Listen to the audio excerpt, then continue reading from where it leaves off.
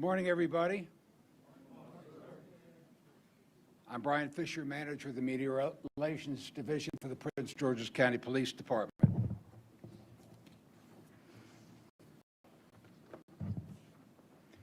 As we wrap up 2025, our executive leadership team is here with a progress report on the latest crime statistics. We will also introduce you to the largest academy class in almost 10 years.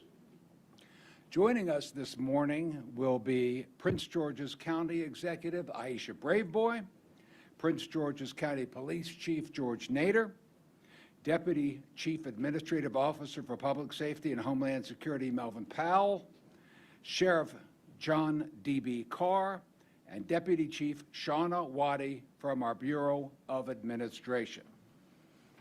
First, I'd like to introduce our County Executive, Aisha Braveboy.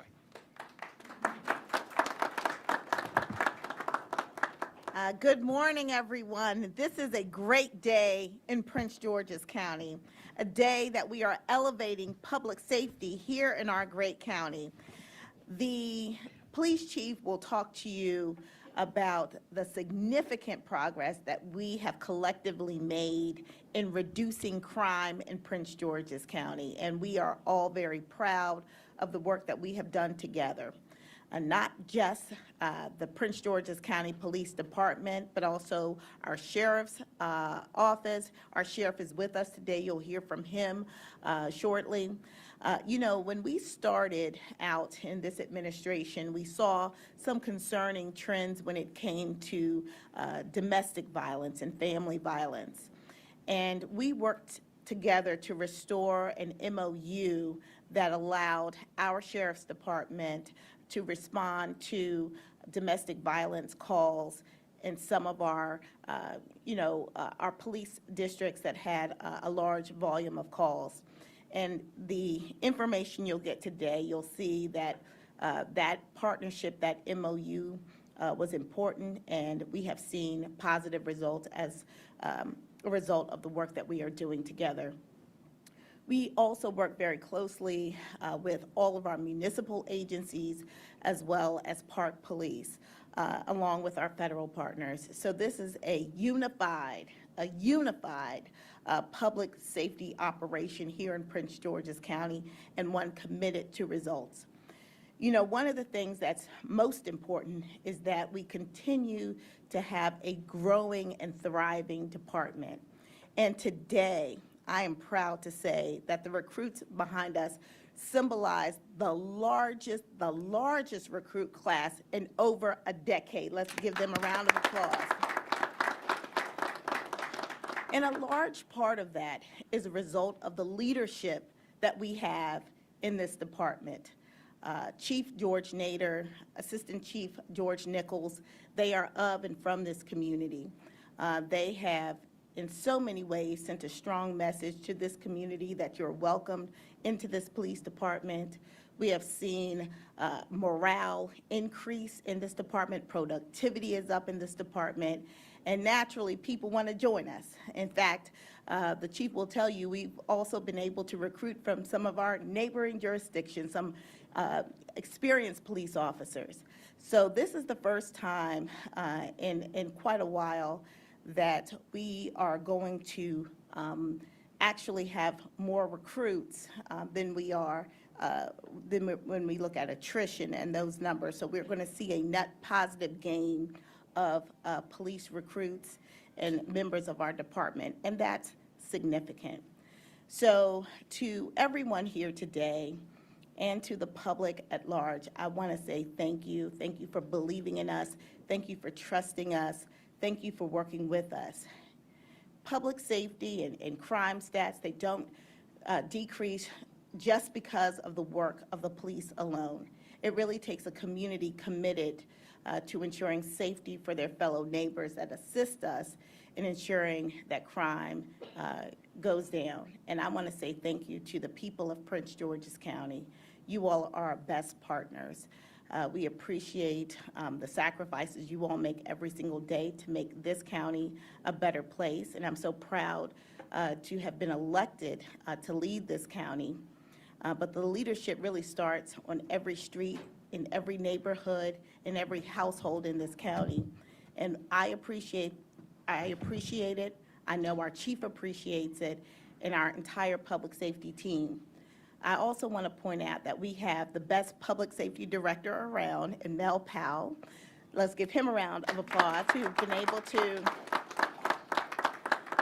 been able to really pull all of these pieces together, from fire, police, corrections, working closely with our sheriff, Homeland Security, and all of the other agencies, including those who provide social services to our community. Everyone has to work together in order to make a safe community. And so I'm super excited about the choices they have made, and of course the choices I've made to appoint them to these great positions. I also want to welcome today our CAO, Ms. Bardwell, Maxine Bardwell, along with Chief of Staff Latar Harris. Thank you both for being here. And now, am I turning it over to you, Chief? And now, without further ado, I want to welcome our Chief, Chief George Nader. Good morning. I think I'd first like to thank partners from the media for coming out. We always appreciate the partnership, and we're always happy to see you all coming and sharing in great news. You know, it's nice to see you when we have good news. So today I want to share year-to-date crime statistics and highlight why this is a powerful moment for public safety and for those considering a career in policing in Prince George's County. While we recognize that even one crime is too many, especially violent crime, our thoughts are always with the families and the victims. The reality is this is what drives our commitment to work tirelessly and relentlessly to identify and locate people that would commit crimes in our communities, while also addressing underlying issues that we believe cause crime and disorder. Through strong partnerships across county government, our municipal and regional enforcement partners, and the community, we're seeing real results. Strategies such as problem-oriented policing, Blue Lights Night initiatives, enhanced domestic violence partnerships, and advanced analytics through our real-time crime center are making measurable differences. Year to date, overall crime is down 16%. Now, some may say, well, 16%, what does that equivalent to? Well, if you look at it in the finite, it equivalates to 4,857 less victims of crime in Prince George's County so far this year. Violent crime is down 19%. Murders are down 40%. And when we look at our murders, one of the things we find is that in 80% of the cases, murders are committed by someone known to the victim. And there's probably another 10 to 15% of those cases that are unknown but may likely lead to the victim and suspect knowing one another. Robberies are down 48%. Carjackings down 55%. Property crime is down 15% with reductions across burglaries, larcenies, theft from autos, and stolen vehicles. These improvements include meaningful progress involving juveniles with decreases in both victimization and arrests for juveniles. A lot of this can be contributed to some of the things that were launched under County Executive Braveboy previous position as the state's attorney to include a real focus on truancy and truancy enforcement, the Family Justice Academy, Teen Court, and the strengthened partnership with DCJS at the state level. This progress reflects the dedication of the sworn and civilian professionals, our community and faith-based partnerships, and the families who support the officers around the clock. It also reflects strong leadership, investment in public safety that we've seen under County Executive Braveboy's administration. We've also expanded our resources, strengthened the real-time crime center with analytics, and we have more of that to come that I think is going to even take us to the next level for crime fighting. So we have a great outlook as we move into 2026.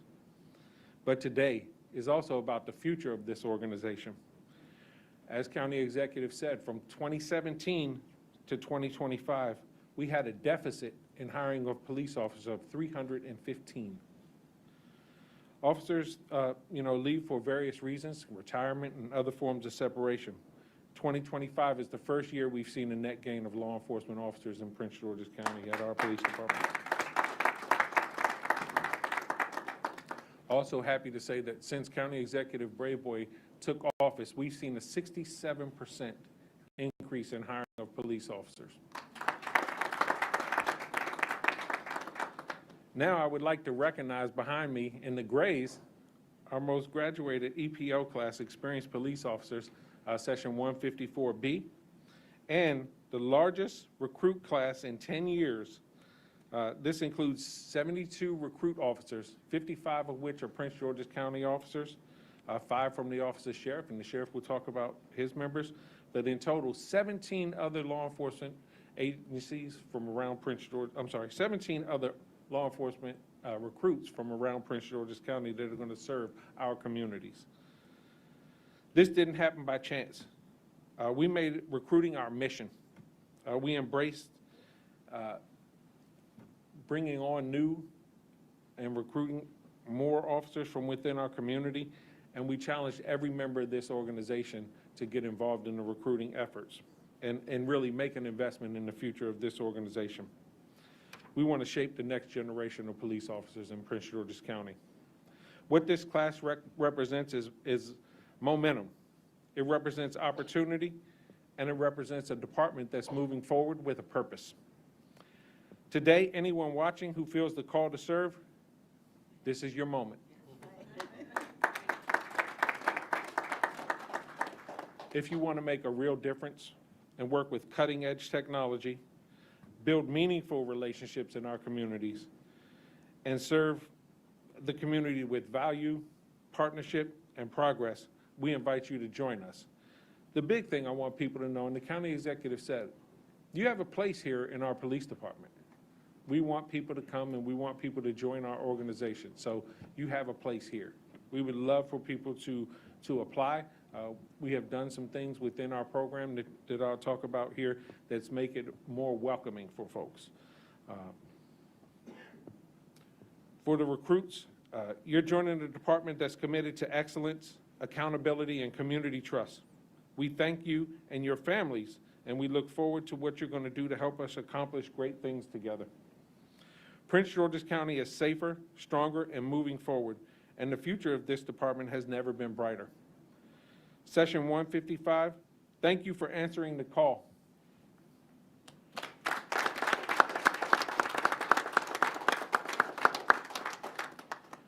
Your futures in Prince George's County are bright. And with that being said, I would like to turn it over to really somebody that has unified public safety within Prince George's County. I can't say enough about everything that he's done. Our Deputy Chief Administrative Officer for Public Safety, Melvin Powell. Good afternoon. Good afternoon. First and foremost, I want to thank our County Executive Aisha Braveboy for what she's done. When we look back and we see the new recruits, this is an end result. There was a lot of big decisions made at the very top to make sure that as Prince George's County grows, public safety grows as well. So again, thank you, Madam County Executive. And to the new recruits and our experienced police officers, you have absolutely chosen the best career of mankind. And I say that because I'm a little bit biased. I retired from Prince George's County Police Department after 25 years of service. And I know this time in the academy will go by so fast. Some of you will be homicide investigators, K-9 handlers, SWAT team members. You'll be in our internal affairs. You'll be in our IT department working on our computers to make sure that we have the most updated technology to fight crime. But in the end, you'll be part of the public safety family for life. So to that, I want to say thank you and welcome to the family.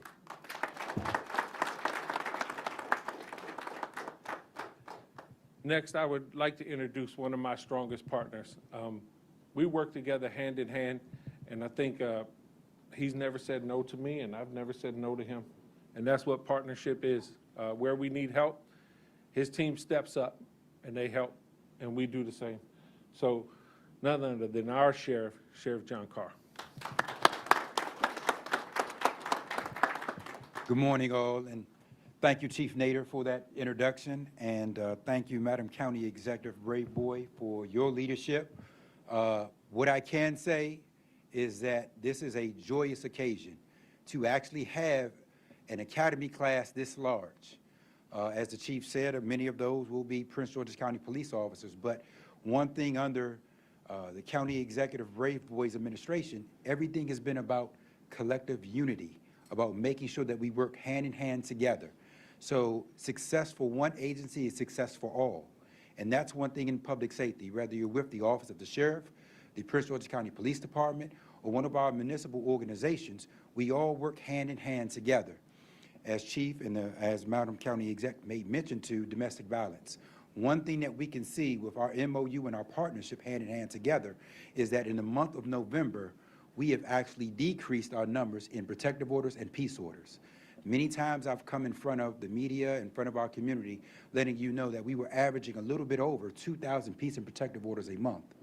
Last month alone, in the month of November, we had 1,000 protective orders and 422 peace orders, showing you that something and what we are doing as far as a partnership and working together with our courts, our Family Justice Center, and working as a force multiplier out in our community to be more proactive is working. Our citizens are getting the resources that they need. This academy class not only represents a change in public safety, but also represents a change in culture for every organization. This is something to where we want to build upon. We want our individuals from our communities to be part of this organization, not only with the police department, our sheriff's office, our corrections, fire, anything involving public safety, because we know you have a vested interest in this community. So I do want to end by saying this. I value our partnership. I thank you so much. And for our recruit class, I look forward to being part of our family. And thank you again for stepping up to serve our community here in Prince George's County. Thank you so much. So I do want to recognize also some of the events that we have across Prince George's County during the holidays. We did a food basket delivery today. We have Core Rice Christmas Party that we did Saturday, where we had over 300 deserving children. We have Toys for Tots coming up next Saturday, where we have over 4,000 families registered to come, and we'll provide toys for those children.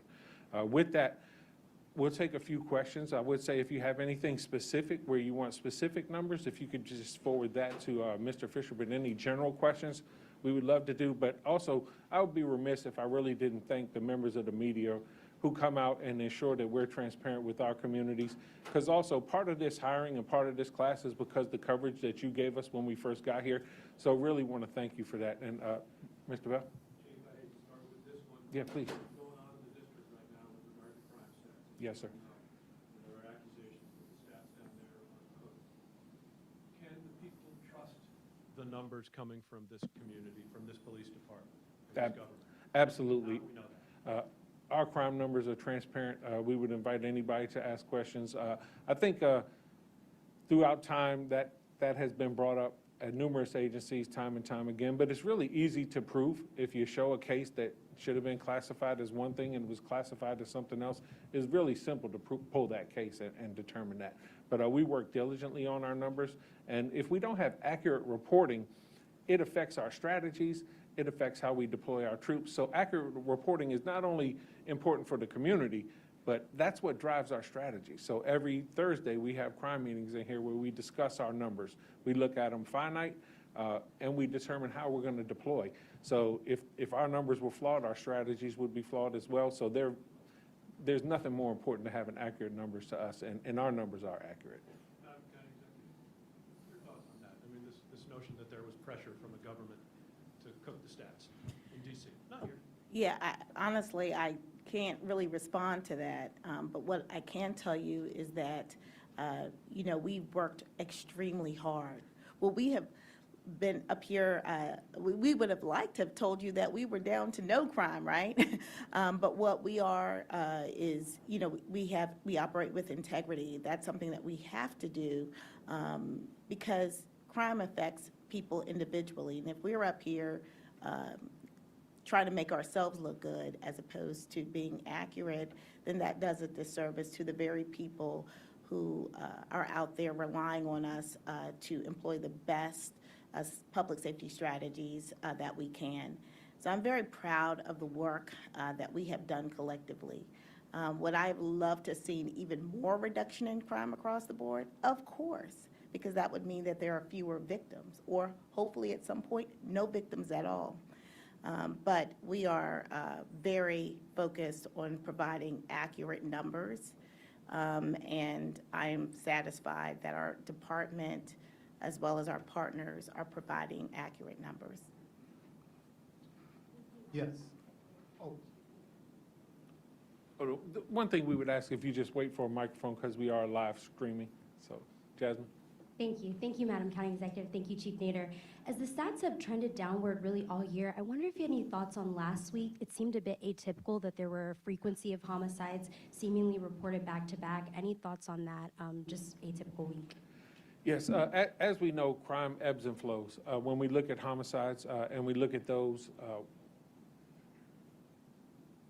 there's been closures. All of those have been closed. In all except one, the victim and suspect were known to one another. And we'll be releasing the one that happened in Temple Hills, information about that arrest today. Sir? Hi, yes, I just want to have a question in regards to domestic violence. Yes. You know, Prince George's County, it seems like they've invested a lot into addressing domestic violence. However, last year, there were some numbers came out that said around 20% of homicides were domestic violence, really, or domestic killings. Are you able to kind of give us an idea of how many of this year's homicides fall into that same category? Has it gone up or down or anything like that? Yeah, I have those numbers, and we can surely give them to you as soon as the conference is over. Be happy to. I will say that, so our overall domestic violence assault cases and shootings and homicides are down 2%. We would like that number to be better. Mr. Bell, if I was cooking the books, that number would be much higher. But out of transparency, domestic violence incidents are down 2%. But we have, like you said, we put a lot of resources into it. We've partnered with the Sheriff's Department. We partnered with the Family Justice Center, and we're really trying to bring services. But we're also always take an opportunity to bring light to domestic violence, to let those that are victims of domestic violence know they're not alone. They don't have to suffer in silence. You know, we're here and we have avenues to help them. They just have to come forward and let us know. Follow-up question to that, you know, with this large recruitment class, you know, how does having, you know, more officers help in that effort to address domestic violence? As we start to build our ranks back up, we can become more proactive. So we can send officers out and we can do more things. We can create additional units to, in January, for instance, we're piloting a program where we call it the co-responder program, where we're going to have a police officer partnering with a mental health clinician through our Health and Human Services Department, and they're going to be out proactively interacting with people. They could be responding to calls. They could help people that are experiencing mental health crisis and things of that nature. So I think we'd be able to be more proactive. We'd be able to create more specialty units that could narrowly focus on certain things within Prince George's County that we think are maybe getting highlighted. One of the things that we're doing next year also is we're going to start a retail theft task force, so we can really focus on organized retail crimes because we want our retailers to feel safe and we want them to come to Prince George's County, but we know we can't do that if we're not providing a safe environment for them. So that's one of our focuses going into 2026. Mr. Bell? With regard to staffing, so it's the first net gain in quite some time. Yes. Where are you overall with So shortage, staffing shortage? this current class brings us right over the 1,400 mark, but we're shooting for 1,728 is our number. So I think over the next 3 years, we'll be able to reach that number. And once we reach that full complement, we'll really be able to be more proactive with what it is we want to do, accompanied with the enhanced technologies that we're securing in 2026. Chief, what do you attribute being able to get in a larger class this time? So there's a lot of things. I think we have developed a strategic recruiting plan, and that's headed by Deputy Chief Shauna Waddy, and really her innovation and drive. We've empowered the members of this organization to help us with recruiting, but also some of the things that we've done is refined our processes. What we found is some of our processes were a bit antiquated. which created a longer process. So we shortened that process so we could get people on faster. And there's a lot of different things that we did within that program to do that, but also really working hand in hand with our Office of Human Resource Management. They've been such a help for us. So they're our human resource department within Prince George's County. And one of the things that we were all challenged with by our county executives was to shorten the application to hire process. And that's what we've been able to do just by refining processes. And I think too that what you're gonna find is this is such a great profession as we're able to share more about the benefits to this program and what this organization offers. People want to be a part of it. And when we have that momentum, I think people want to be a part of what's happening in Prince George's County now. And I think that's what helped us as well. Mr. Wagner? Chief, following up on Brad's question. So one of the issues in the district with the reporting of crime numbers is that the narratives often didn't match what the classification was. My question to you is, who actually makes the classification? Is it the line officer taking the report? Is it a white shirt above? And is there any kind of a duplicate process where someone goes back and looks at the narrative to make sure that it matches the classification? And I have a follow-up. It's a great question. So there's several levels of redundancy. So first level is the officer. The officer does the classification. The officer will say, this is this type of crime. A supervisor goes in, reviews it, signs off on the report, and then it goes to another unit that looks at it and ensures that that classification is proper. And that's how we move forward. Believe me, there's no pressure to change the classification. And that's why I said to Mr. Bell's question, it's very easy to determine if it's classified wrong when you read the report. Every crime has elements to it, and if those elements are in the report, then that's what the crime is, and that's how we do business here. What is your homicide closure rate? And is it a UCR rate or is it current year, the one that you would say? Our current year is 80%. Our UCR rate is over 100%. And if I could explain the difference, because everybody doesn't know. So the current rate is based off homicides that have occurred this year. UCR rate also includes homicides that have occurred in previous years, you know, all the way back to some of the unresolved cases that we've been able to solve. So you say, how can you be over 100%? Well, we're pulling in crime stats from other years and closing that. And one thing I too will point out is when we say there's been a reduction in crimes involving juveniles, violent crimes, there's been a reduction in juvenile homicides as well. Last year there were 9, this year there were 5. All 5 of those cases are closed. Chief, can you tell me how many officers are in this current academy class? So if for Prince George's County Police, we have 55 officers. And then from the Sheriff's Department, there are 5, but the total non-Prince George's County police officers from law enforcement organizations within Prince George's County is 17. All right, we'll take one more. Mr. Bell, yes. What do you suppose is going on with juveniles? I actually talked to a kid who, a week ago, was plugged into a program by DJS. He brought a gun into school and another gun. And he said, you know, we're just starting to, our attitudes have changed. Are you seeing any change at all with regard to the kids? Why do you suppose juvenile crime's going down? I think the partnership with DCJS, where now when a juvenile commits a violent crime, a lot of times they're held. They're not sent back out in the community to commit more crimes. So they're held. But during that process that they're held, we're able to bring services to them. So a lot of our youth, they experience tough times. Not everybody has the perfect household.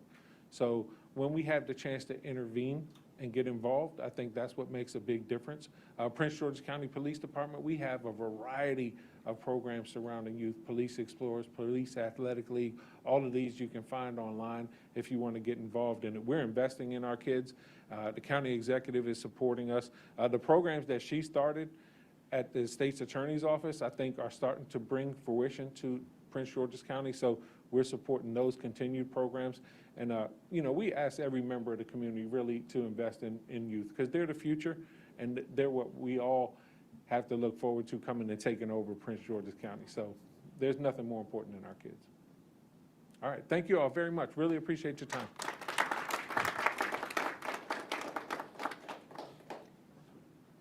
Welcome. Congratulations. Look forward to getting to know you all on a more personal level. And thank you all for choosing Prince George's County. Thank you. take a picture?